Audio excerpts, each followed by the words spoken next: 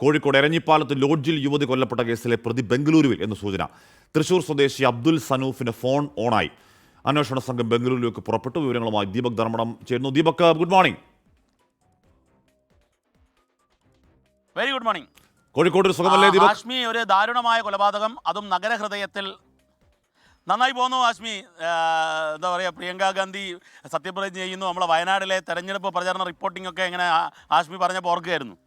Okay, അപ്പോൾ നമ്മുടെ ഈ പറയുന്ന സംഭവത്തിലേക്ക് സനൂഫ് മികച്ച അനുഭവമായിരുന്നു. ഏറ്റവും ഒടുവിൽ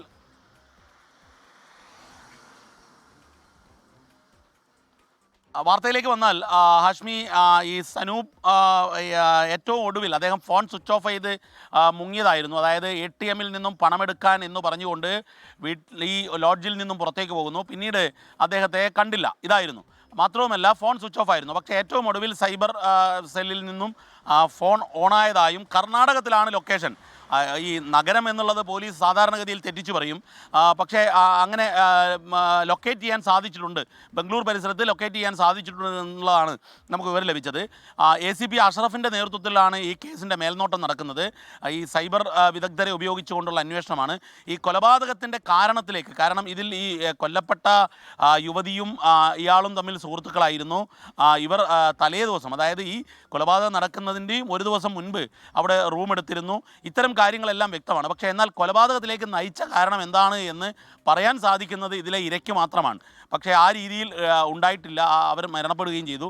അപ്പോൾ അത് കണ്ടെത്താൻ വേണ്ടിയുള്ള ശ്രമം, ഇതിന് മുൻപുള്ള CCTV ദൃശ്യങ്ങൾ, ഇവരുടെ ടവർ ലൊക്കേഷൻ, ഇവർ ഒരുമിച്ചുണ്ടായിരുന്ന ടവറുകൾ, ഒരുമിച്ചുണ്ടായിരുന്ന സമയങ്ങൾ, ഇതെല്ലാം കേന്ദ്രീകരിച്ചുള്ള ഒരു അന്വേഷണമാണ് നടത്തുന്നത്. ഏതായാലും പ്രതിയെ വൈകാതെ തന്നെ പിടികൂടും. ഏതായാലും ലുക്കൗട്ട് നോട്ടീസ് പുറപ്പെടുവിച്ചു കഴിഞ്ഞു. ലുക്കൗട്ട് നോട്ടീസിൻ്റെ അടിസ്ഥാനത്തിൽ കൂടി, പിന്നെ കർണാടകത്തിലായതുകൊണ്ട് കേരള പോലീസ് സ്വാഭാവികമായും ഈ ക്രൈം ഓപ്പറേഷൻ്റെ ഭാഗമായി സ്ഥിരമായി പോകുന്ന സ്ഥലമാണ് കർണാടകം.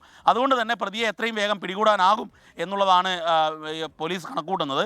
ഈ അബ്ദുൾ സനൂഫിൻ്റെ മറ്റ് വിശദാംശങ്ങൾ, അയാളുടെ നാടും മറ്റ് വിശദാംശങ്ങളുമായി ബന്ധപ്പെട്ട് അത്തരത്തിലും പോലീസിൻ്റെ ഒരു തെരച്ചിൽ ആരംഭിച്ചിട്ടുണ്ട്. കാരണം സ്വാഭാവികമായും ഈ ബന്ധുക്കളെയൊക്കെ കസ്റ്റഡിയിൽ വെച്ചാലാണ് പ്രധാനപ്പെട്ട പ്രതികളൊക്കെ കീഴടങ്ങാൻ തയ്യാറാവുക.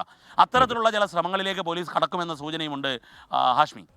Thank you Deepak Dharmadam. അപ്പോൾ ഈ പ്രതിയിലേക്ക് എത്രയും പെട്ടെന്ന് പോലീസ് എനിക്കൊന്നും ഇതിനോടൊന്നും തന്നെ പോലീസിൻ്റെ പിടിയിൽപ്പെട്ടുണ്ടാകും. അല്ലെങ്കിൽ എന്താണ് ആ വാർത്ത അല്ലെങ്കിൽ ആ വിവരങ്ങൾ, ഒരുപക്ഷെ ഇപ്പോൾ ഏറ്റവും ക്രൂഷ്യലായ വിവരങ്ങൾ പോലീസ് പുറത്തുവിടില്ല.